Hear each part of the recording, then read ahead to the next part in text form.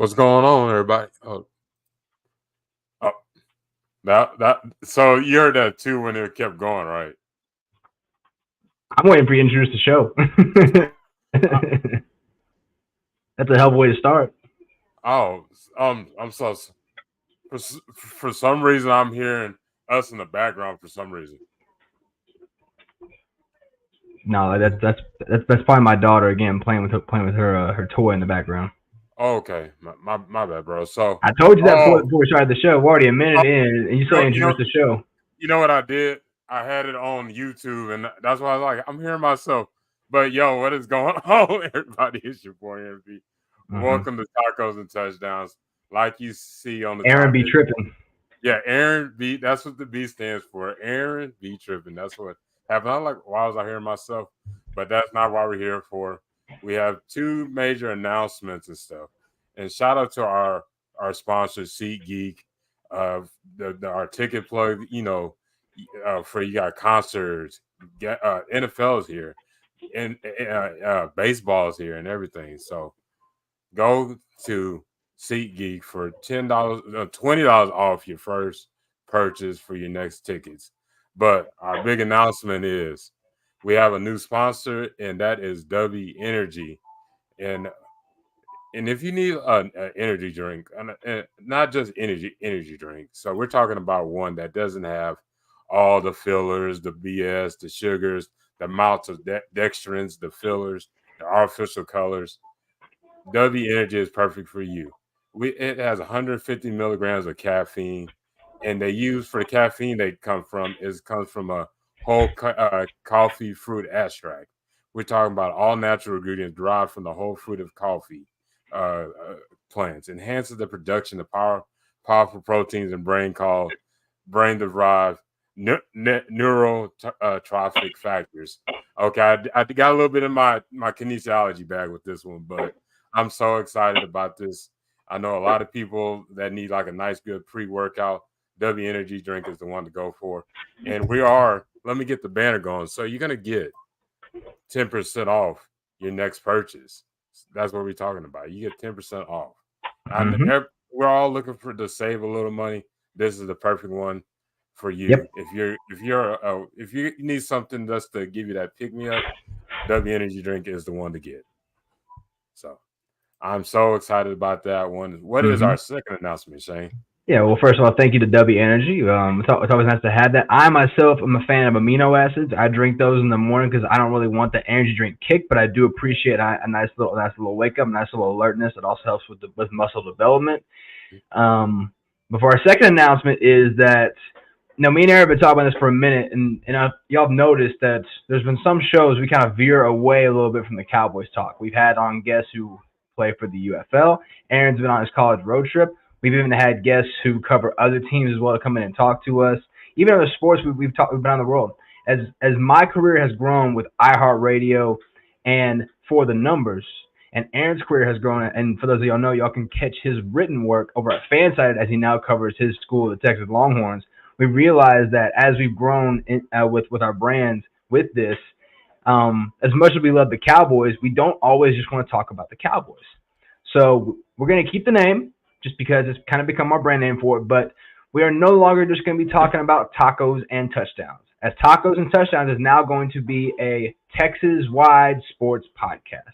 So we will still talk plenty of Cowboys, but we'll also talk some college football. We'll talk some NBA like Spurs, Mavs, Rockets. Talk a little bit of baseball if that's what comes into the conversation. Maybe some college basketball. Whatever the news is, whatever the sports we want to talk about that pertains to the state of Texas, whatever's the trending thing, whatever's the thing we want to talk about the most, that is where our attention will be laid. So the Cowboys will still probably be our primary just because it is the number one brand in Texas, but because of lifelong Texans that me and Aaron are, and fans of most Texas sports. I can't say that I approve of the school that he roots for, but that we want to go and cover all that. So tacos and touchdowns will no longer just be touchdowns. Will no longer just be Cowboys talk. We will be talking just about anything within the great state and whatever it pertains to. So if you have any questions or comments you want maybe us to answer, or maybe you have ideas for what we can talk about for a show, we're always open to them. Feel free to comment here on the show.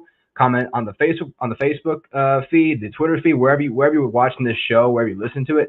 Feel free to ask us what our thoughts are. Maybe your question will be shown on the next show. But the Cowboys will no longer be our main focus, as me and Aaron have expanded the show itself. Yeah, absolutely. We expanded the horizon, so we're still going to be talking about the Dallas Cowboys, of Today course. is still a Cowboys show. Today is still a Cowboys show. But yeah, Yeah, like pretty much like from next week moving forward, he and I, like Aaron and I, are gonna do a good job of like trying not just to solely focus on the Cowboys. We'll even talk some Texans. I have no yeah, problem with the Texans, but like whatever like the hot topic is, whatever it is we want to talk about, that's what we're gonna bring up. yeah. Speaking of hot topics, do you want to get into our the hot topic of the NFL right now? You know I do. You know I Yes. do. So there is a wide receiver that's a little bit disgruntled. He wants his contract, and CeeDee Lamb. oh, that is true. But it's not CeeDee Lamb this time. We kind of we don't want to beat a dead horse. He needs to eventually get his contract. We'll just leave it at that. He will, But but someone else is a little more pissed off, and they're a little more vocal about it too. oh, absolutely, he's been on podcasts about it, and the guy we're talking about is Brandon Ayuk, wide Mm-hmm. receiver for the 49ers. So what we're going to talk about is what is the perfect destination for Brandon Ayuk to go. I know we're looking at a team that's not in the NFC or the NFC Well, East. well, not necessarily not the NFC because the Niners are one of those franchises, similar to the Rams and the Packers, that they're one of those franchises that's so well run, so well coached, so they don't really have a fear of where they trade somebody to. Yeah. And whenever you have a franchise like that, you don't really care if you're trading away a guy in division. Even the Patriots did it for years; they had no problem trading with the Dolphins. People kind of forget about that aspect of it, but by the way, one of those trades that the Patriots pulled off a couple years back was for one Wes Welker. So I mean, you tell me. So my immediate thought is, yeah, if Brandon Ayuk were to be traded, and I think he is, it's pretty much a foregone conclusion that he is, it'll probably be somewhere in the AFC. Now, the team that makes the most sense, is a team like the New England Patriots because they're in the middle of a rebuild mode. More than likely, they would have the most draft capital in terms of like the value of the round to give back because we don't expect them to be that good that quick. They just drafted a rookie quarterback in Drake May, but they might be starting with Jacoby Brissett at least for this year, which is fine. He's a great bridge quarterback. Jacoby Brissett is a great bridge quarterback to have, but they don't really have that go-to weapon, that guy that can develop the rookie quarterback. And I've talked about it for years, and Aaron, I talked about it with you also. Has a rookie or first-time starter quarterback. The two best things you can give that guy to really develop them as a passer is a reliable slot receiver and a reliable tight end. Because more often than not, if they're feeling the pressure or if they're like in their own head and they're overthinking too much, they choose the check down option. And a lot of times if they want to go down the field, it ain't the running back. It's the tight end or the slot receiver. Brandon Ayuk plays the in-between slot and outside role. He's a very good route runner, has established himself as one of the better receivers in the league coming off of last year. But the Niners are already paying George Kittle. They're already paying Christian McCaffrey. They're already paying Deebo Samuel. And they're probably going to pay for Brock Purdy after this next year, especially if he continues to progress the way he has. So Brandon Ayuk would be the odd man out. But a lot of people don't really think that's the smart move because a lot of people think he's actually elevated himself to be, if not the second best offensive weapon on the 49ers. So the Patriots jumped to my mind the quickest, especially to help someone like Drake May come along in development. But the reports came out that Brandon Ayuk has a lot of say in where he wants to go. And the Patriots, while they were in, they were also kind of pulling out. It sounds like they might be out. I'm not totally sure. The only team that remains constant, and this is a team that I know you've brought up before. If anyone who follows Aaron on Twitter, he's brought this up before. Like, the only team that seems to remain constant in all this is the Steelers, right? And they just traded Deontay Johnson in this past offseason. George Pickens is going to be eligible for a contract extension coming up. So Brandon Ayuk can make a lot of sense, especially with someone like either Russell Wilson, Justin Fields throwing the ball. I don't really know where they're going to go with that. I don't know if they want to go with the safe option or if they want to go with the high potential option, wherever it is. So for that reason, Brandon Ayuk didn't make a lot of sense to me, just because I don't really know where Pittsburgh's at. But come back to me. Where do you think he'll land? I'm just curious, like, where you're thinking, because a lot of times you have like a surprise answer. So I'm sticking with the AFC, and the team I'm thinking about is the Browns as a possibility. Oh, okay. So you're staying with the Browns, huh? Yeah, I can see that one because when you think about what the 49ers can get in return, it could be a little bit better when it comes to the Steelers. Like they could get a Amari Cooper and then maybe a day 2 or day 3 pick added to him or something like that. Because I don't know if the report If said, Yeah, if they trade Cooper and you pick up that contract with him, you ain't gonna get as high a draft pick as if there was like a cheaper option. So you're right, anytime you tag a player to it, the draft capital attached to it is probably gonna be lower depending on the contract value. yeah, absolutely. And when I think of Amari Cooper, he's still a valuable wide receiver in this league, and adding him on the team because he had like over 1,200 yards this year. Yes, he got to deal with sometimes he's going to be hurt at times, but he's still a proficient route runner, and he's still even at his he's been in the league for a while. He's just going to be 30. I don't know what month or so, but he's not an older guy. He's still, and when you think about him and Ayuk, they're only 4 years apart. They're both 1,000-yard receivers, and they both could play inside and outside. But majority, when you think of Amari Cooper, he's an outside receiver with some great route running. So you're getting a similar two really good route runners. So you're not missing out too much when it comes to wide receiver if the 49ers got Amari Cooper. Can you Then when imagine it, Amari Cooper in a Shanahan offense? yeah, that's dangerous, and that's why I kind of feel like that'd be the route they would go. So imagine Amari Cooper, Debo, and Jawan Jennings as your receivers, and Kittle as your tight end. I don't. I mean, that makes a lot of sense. It's just like if you're gonna trade for Amari and take on his contract, why wouldn't you just pay for Ayuk? You know, Yeah, yeah, that's the part that kind of hold. That's the part where I'm not really feeling the Browns in that way. I mean, not to say that it wouldn't make sense. It's just like it that doesn't make. It's kind of like when the Browns already had Baker, but they went and traded for Deshaun Watson, even though he hadn't played in over a year. yeah, Like you traded like no, and Baker right now is the better quarterback. He just is. He's the better quarterback than Deshaun. And not to say that Brandon Ayuk hadn't eclipsed Cooper as a receiver. That's subjective, but fit also matters. And if you're trying to save money, I don't know how you think you're saving money when you could just.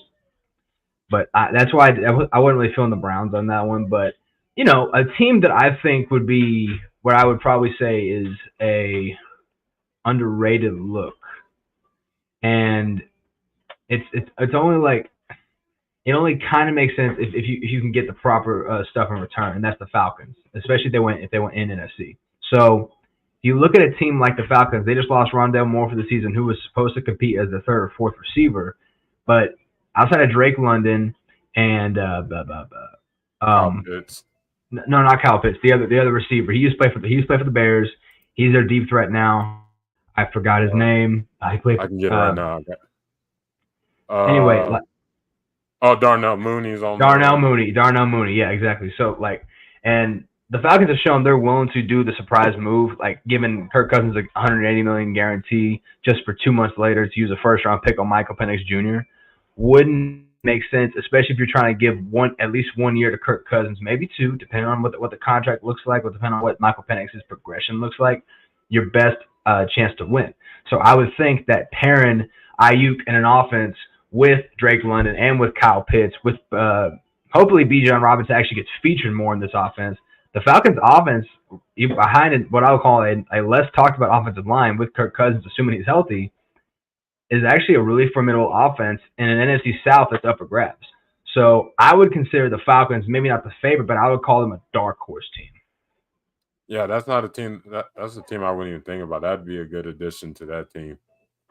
And when you, if they can get it all together, because they got the weapons and everything, it's just Mm-hmm. last year they had Arthur Smith, Yeah. who I don't know how he messed that up. He had like all the weapons to use, but he just stuck to his. Sometimes really good players can overshadow like who you are as a play caller. And then when he was with the Titans, he had Derrick Henry and prime Corey Davis and AJ Brown Yeah, and Jonnu Smith, like prime Jonnu Smith. So he had like a really good offense working for him, one of the better offensive lines in football, and his play calling worked for them. And it ain't always transferable. yeah. Because when you think of their offense, they're total opposite. That was more of a physical, Yep. uh, blue collar type of offense, Yep. and he was trying to do that with Falcons are more finesse. Falcons are more finesse. Yep.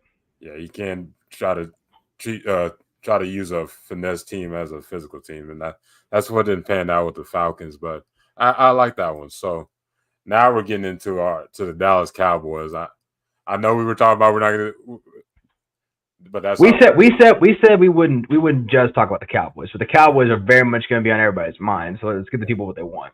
Oh yeah, of course. So our first topic is who are like three standouts in Cowboys training camp that you have your eye on. Okay.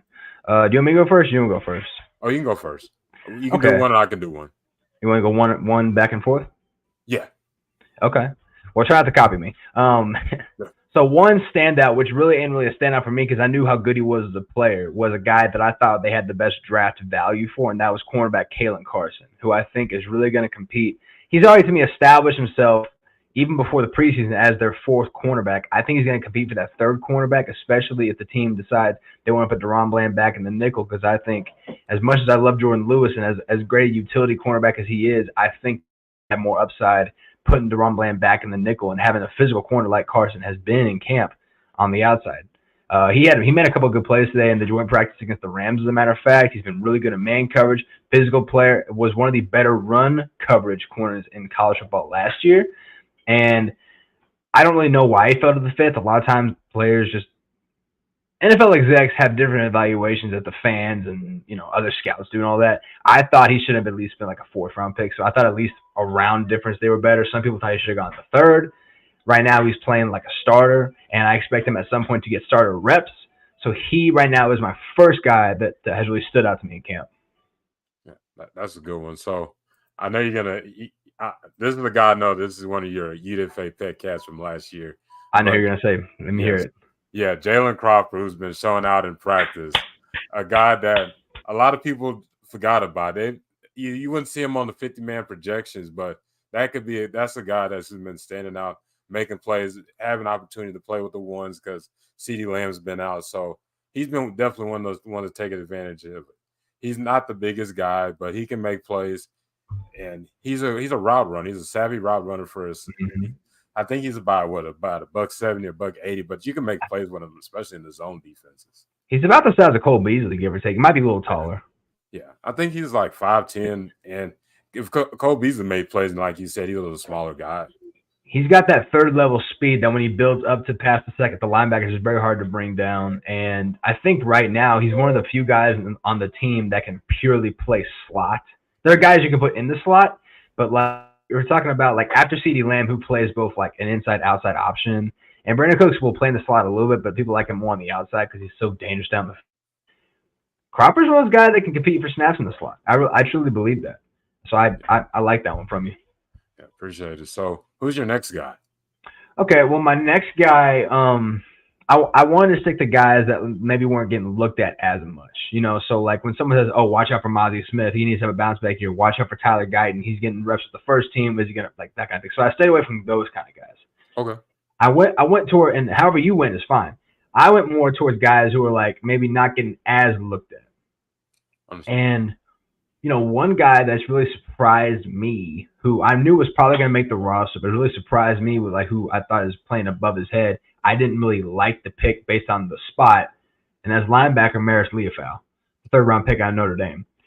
He, I thought, had good instincts, but had trouble like completing tackles. He's shown to be a good tackler in camp. He's been very physical, and he's actually ran a lot with the ones. I think he's probably been flipping in and out with DeMont Clark a little bit. He's even played some will with outside DeMarvin Overshown.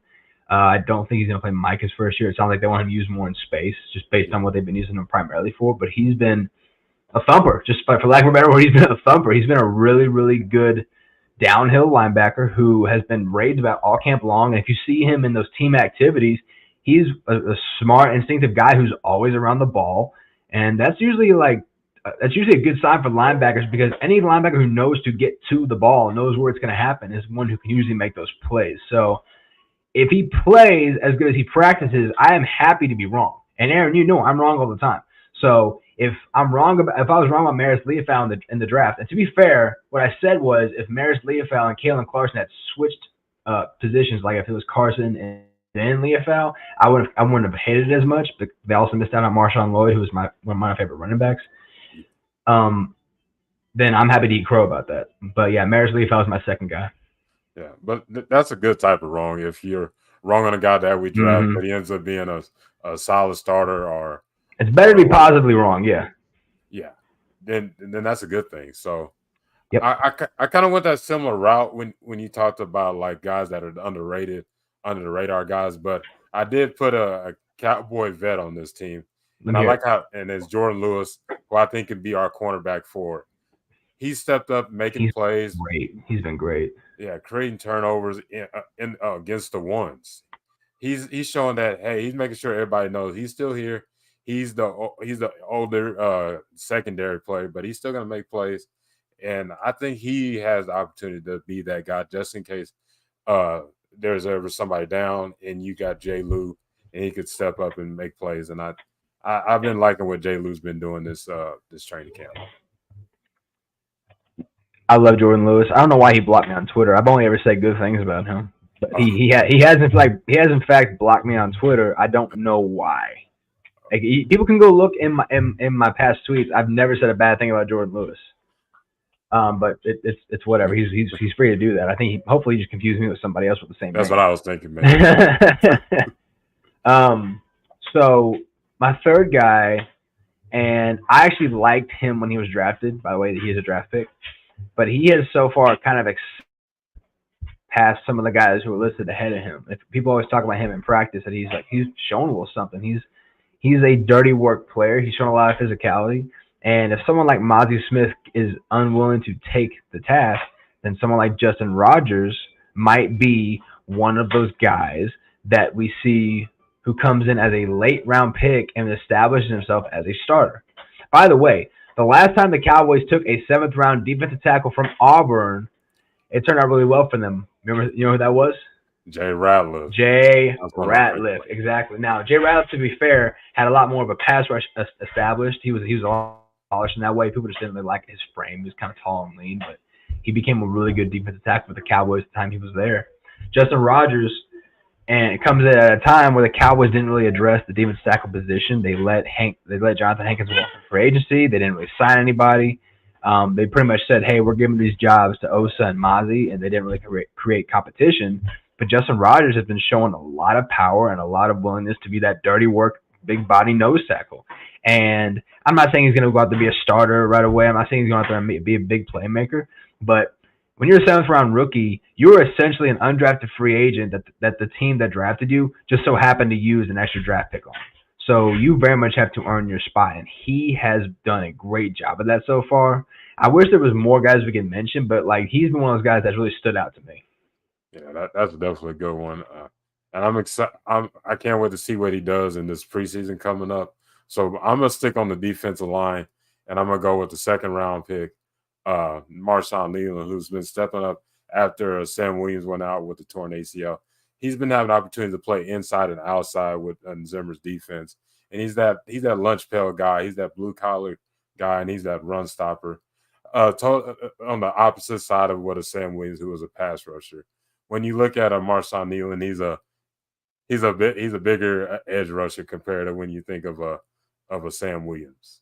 Yes, we did add a Shaka Tony, and then we added a Al Qadim Muhammad, but I think the opportunity to get those valuable reps are going to go to a guy like Marshawn Nealon. Yeah, and I hope you're right. I really do because I actually liked the pick. I was like, that's an interesting place to take it defensive end because I thought for sure they were gonna go either running back or center with that second round pick. But Nealon was a good one because he was probably the best defensive lineman available at the pick, and he has been. Some people call him Baby Tank. He's playing a lot like Tank Lawrence, and that's a good way to start. That's absolutely definitely a great start. Um, our last one, we were talking about players who you think need to step up in the preseason. Would you want me to go first? Yeah, players need to step up. Okay, so I feel like the obvious one is Jalen Tolbert. He's had a good camp so far this year, but it's gone to the point of like he needs to step up to he must step up because while he was expected to come in as wide receiver 3, the contract situation with CeeDee Lamb has made things a little bit murky. We don't know what Brandon Cooks is going to look like in his last year with the Cowboys on his contract at least, but I mean he has no reason to think otherwise. Jalen Tolbert camp so far, but last year he put up minimal production on a rotation, whereas this year he's expected to be a starter. So if you're going from role player to starter, which he's expected to be, then he's a guy who definitely needs to step up. Yeah, that's definitely a good one. I'm gonna go with Deuce Vaughn, it was that feel good story when we drafted him. His dad works for the Cowboys, and we seen a little bit last year where okay, he's gonna be our Darren Sproles, but when it got into the season, he just fell from the abyss. We didn't really hear from him, and they put him in little bitty plays here and there, but we didn't see that from him. And now you're adding a guy like a Royce Freeman who adds value as a power runner in the special teams because we're looking for a special team when it comes to Deuce. He's gonna be RB3. So hopefully this preseason we'll see what we can get out of Deuce Vaughn, or is more leaning towards Royce Freeman or Malik Davis type of role. So that's the one I think that needs to step up as my number one. Who's your number two? Well, my number two, and I thought about it because I don't know if this was fair or not, but I really think he's trending towards becoming a starter, and that's Tyler Guyton. So I thought for sure that and I think it's just because I listened to a Love at the Start podcast with Brian Broaddus and Bobby Belt. They both seemed content like about a month or so ago that like Chuma Edoga was likely going to be the starter, and they were going to pretty much progress Tyler Guyton as it went along, and eventually if they needed to, they would start him. But right away, he's been seemingly the better option at left tackle. So I wouldn't be surprised if he takes that job. But I hope he takes that job because he's better and not because Chuma Edoga is a liability. Too often last year, and you can look back at the Arizona game and the Miami game to see what kind of liability Chuma Edoga was at left tackle. So I really hate to say that I need a rookie to step up that soon, but if he's playing blindside, which to me is the blindside left tackle, again, the most important position on the offensive line, as a rookie, as an underage rookie, then yeah, he's definitely a guy that I would say is a must. But my number one guy, which you'll hear about in a little bit, is probably the most must. Yeah, I like that one. And Edoga has been having a solid camp, and I think after that big that fiasco game he had with the Cardinals, I think that's been motivation for him during this training camp. So my second guy, I'm kind of leaning toward guys that are like on the cusp of not being on the team this year. So the second guy that we haven't talked about, he was a Dan Quinn type of corner, and that's Nashawn Wright, who's basically on. So he's basically you're leaning like he's not going to be on this team. He's going to have to look for another team unless he could be that fifth corner, and that means playing special teams. And that's going between him or Eric Scott, whoever has the better camp and who's going to have a better game in preseason. That's he kind of leaning towards when it comes to those two. Because when they drafted Nashawn Wright, I was thinking gave him more of a 6th-round grade. And I think we drafted him in the 3rd or 4th because I think they were looking at him being the Richard Sherman 2.0, and he's not that guy. No. Yeah, he's just a big corner, happened to be kind of a similar frame to Richard Sherman, but he's not that good. He was supposed to be a cover 3 corner. He's kind of been leaning towards being a special team guy, and I think this might be his last chance to be on this Cowboy team. If it is his last chance, it's going to be as a special teams player because I don't think he's going to touch the top 4 cornerback spot. I agree. And I agree with you. Like he was definitely a Dan Quinn pick. He fit the mold of that long, tall cornerback guy who could play in space because a lot of times the longer the player, the less space you have to cover. And he's been a liability on defense. And the only thing that saved Dan Quinn from that regard was the fact that he was able to find someone like Deron Bland. Yeah. So the Cowboys have really been lucky. It feels like every other year they find a really good defensive back. In 2020, they found Trayvon Diggs. In 2022, they found Deron Bland. In 2024, and I'm projecting this, is they found Kalen Carson. So that's just been a good streak of finding defensive backs. So my number one guy, and I thought about putting, and I'm ranking these guys, by the way. I thought about Tyler Guyton being my number one guy because he plays the most important position on the offensive line. But the only thing that makes me trepidatious about putting him there is that if I don't know if he's going to be the starter, I don't know if he deserves to be that high. Whereas my number one guy, I know for a fact is going to be a starter, and he is someone who was highly regarded by this regime last year, and it has nothing but questions around him. And hopefully you didn't pick the same guy, and that's one Mazi Smith.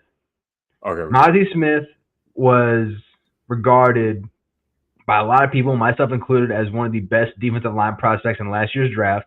If Jalen Carter hadn't come from Georgia, I thought Mazi would have been the best defensive tackle prospect in the draft.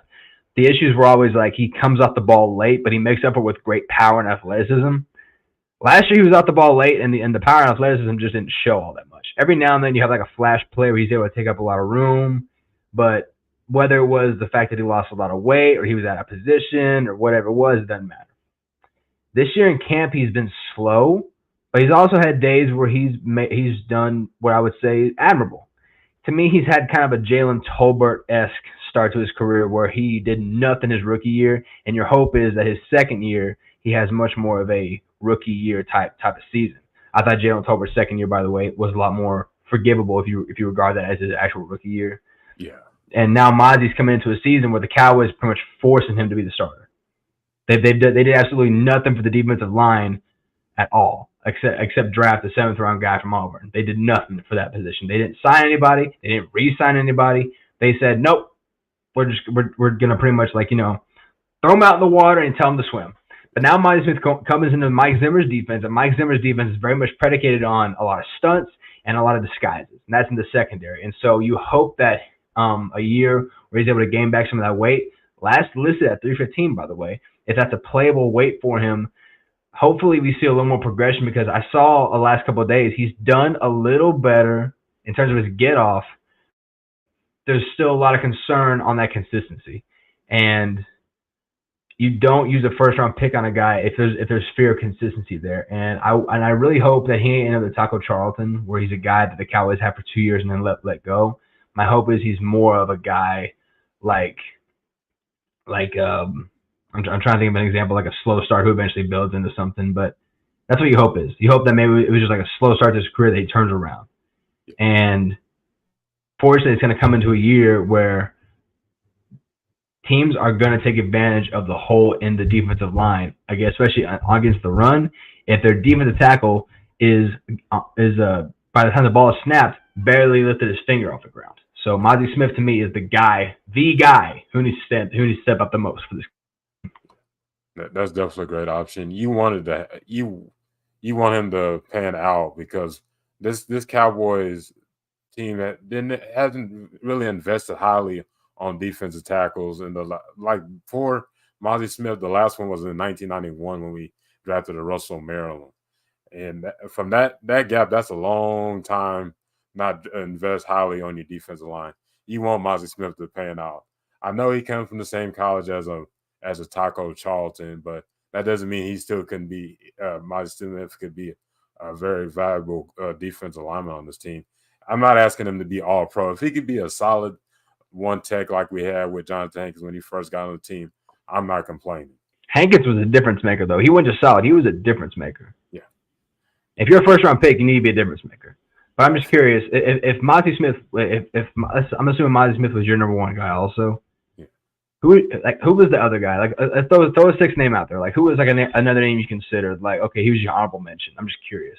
This is more of an honorable mention, and there's no expectation to be a starter, but people are highly on him, and that's Trey Lance, who a guy we put draft capital in, that fourth round pick, and a guy who hasn't had the best camp, a guy that you've seen he can move and run and stuff, but the arm has been inconsistent. A guy that a lot of people saying, oh, he's gonna be the heir apparent when we get rid of Dak. No, he hasn't showed that. It's Cooper Rush has had a better camp than him. He's shown he's a solid QB too. But Trey Lance has kind of been like, he has his. He's been a gadget guy. The best plays we've seen from Trey Lance. Sorry to cut you off, but the best plays that we've seen from Trey Lance, especially in the team, have been when he's escaped. Too often we see his when he's run. Everyone knows how great of an athlete he is, but you can't always get away with being really good at running the ball and throwing the ball deep because too many of these intermediate passes have been picked off. Too many of these stare downs have resulted in a pass breaking up. It's been kind of frustrating, especially from a quarterback who was seen as a potential number one pick. Yeah, we're talking about a guy that was a first round pick. He wasn't like a late round pick that had all these things that you want in a quarterback. He was a guy that had a really good one. The Niners traded up to get him. Yeah, because a lot of people think they were going with Mac Jones. They said, no, we want the guy to North Dakota State to be our quarterback, and that didn't pan out, and we have him on the Cowboys. And the way he's looking at camp, you're like, oh, maybe we could put him as a Wildcat type of quarterback or something like that. But nah, that's not going to pan out. This ain't the early 2000s. So I want to see what he can do this preseason. We'll see what maybe he's a different quarterback from practice. That's what I want to see with Trey Lance. Yeah, I mean, so I guess some guys do perform better than they practice. People for years said Tim Tebow was terrible in practice, and for some reason he made it work in the games. This is obviously with him with the Broncos. He was terrible after he left the Broncos, but um, yeah, it's hard to argue any of those guys. I don't really think I don't have expectations for Trey Lance. So that's the only thing I disagree with you on is that I don't have expectations for him. I think really if he plays the way he's been practicing, all that's going to do is bring up Dak Prescott's asking price. Not only has the price risen because some of the other quarterbacks have been signed this past offseason and the Cowboys have taken their sweet ass time, but the Cowboys are going to see not only is the grass not greener on the other side, it is straight up brown.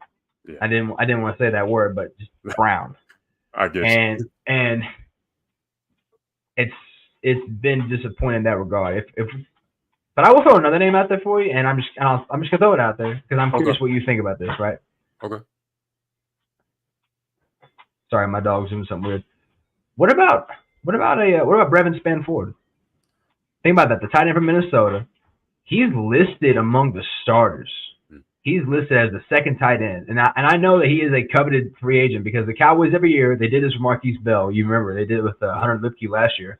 Anytime they give more guaranteed money to a certain undrafted free agent, they have regard for him as pretty much being an extra 7th-round pick.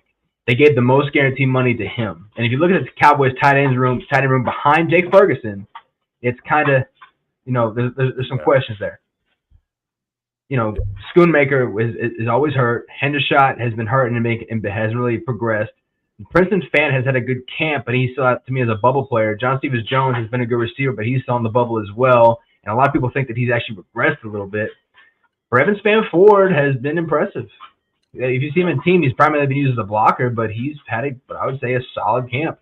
And the fact that he's already listed, again, on the unofficial depth chart, but he's listed as a starter next to Jake Ferguson.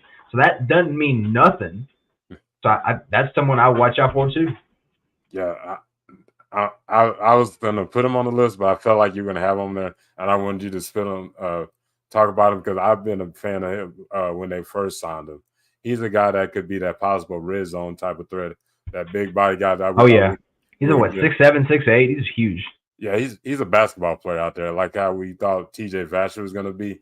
But I think Spanford could be definitely a solid blocker for it. And as a receiver, he's not the fastest guy, but he can make some. He can make some plays in soft zones and stuff like that, and and that's what we're looking for. He's a less athletic, better blocking version of Rico Gathers. I hope he's man. I was so. There's a name, huh? There's a name. Yeah, I was so disappointed. He was an athletic freak who couldn't block for stuff. Yeah. we'll say stuff. Yeah, but he was a great receiver. He was a great receiver. Oh yeah, he was, and I hope. What we thought we were going to get out of Rico, I hope we get with Brevin Spanford. He's a guy that we highly invested in. And we've been having a good track record of when the guys that we put better guarantees, they're usually going to make the 53. But I want to see what he does in this first game against the Rams. Before I let you go, I didn't get to see all of our joint practice with the Rams. What are some points you've seen that you like from the Cowboys? Kalen Carson's a beast. Brock Hoffman has an edge to him, which I like. He's looking pretty solid. Again, we'll see how that looks. And Dak Prescott is still the best quarterback in the NFC. He was tearing up the Rams defense. Again, the Rams defense is rebuilding itself, but they have improved especially with the secondary. And he is above and beyond still the best quarterback on this team. So those who are wondering if Dak Prescott would regress at all, Dak Prescott is continuing to play like the All-Pro that he was last year. So just putting that out there. With CD Lamb or no CD Lamb. In fact, Jake Ferguson looks faster. Just putting out there. Jake Ferguson looks faster. And bigger. I think he's up to 255 now. So. He's trying to go for that. He's going for that Travis Kelce-esque type of play. And that's lovely to see. Yeah, before I let you go, man, y'all did Jake Ferguson dirty. This man is the way y'all had him, and that is so disappointing. He's Jake Ferguson. I don't want to talk about that. I don't want to talk about that. I know. I just want the Madden rankings is Madden. I was just being petty on that one. But before I let you go, bro, what you got going on this coming up week and everything? Well, I'm still busy with my work over at For the Numbers. I'm still trying to kick out 2 to 3 shows for Believe in Texas Tech a week. I'm still trying to do whatever I can for you, and obviously a lot of people, especially in the area that we live in, probably know me a little best from my work as a producer for KTKR. So I've just been working a lot. So I'm just been active. If anything, they need to hear about where they can hear your find your Longhorn articles. Oh yeah, so y'all can check out my latest article I did on Jonte Cooks for Texas at Hook'em Headline. It's a part of the Fan Sided Network. I'm working on another article. Uh, this week's been pretty busy. Don't spoil it. Don't spoil it. Don't spoil it. No, we're gonna talk about the next article and stuff, but just be on tune. I'm gonna drop one. It's gonna be dropping this month, so I'm gonna definitely put some great work in there. And we got college football coming up. I'm excited for that. And then Dallas Cowboys is coming up. Football in general is back, even if you're a high school football fan as well. Oh yeah, high school football is huge in Texas. We know that. We might have to talk a little about high school football this year, but Oh yeah, luckily enough for us, I know people who cover high school football full time, so we might have some guests on the line. So be on the lookout for that as well. I can't wait to be talking a little bit about some high school football. Before my camera starts tripping again, I'm probably gonna retire this camera this week. But this has been Tacos and Touchdowns. Y'all have a good one. Peace.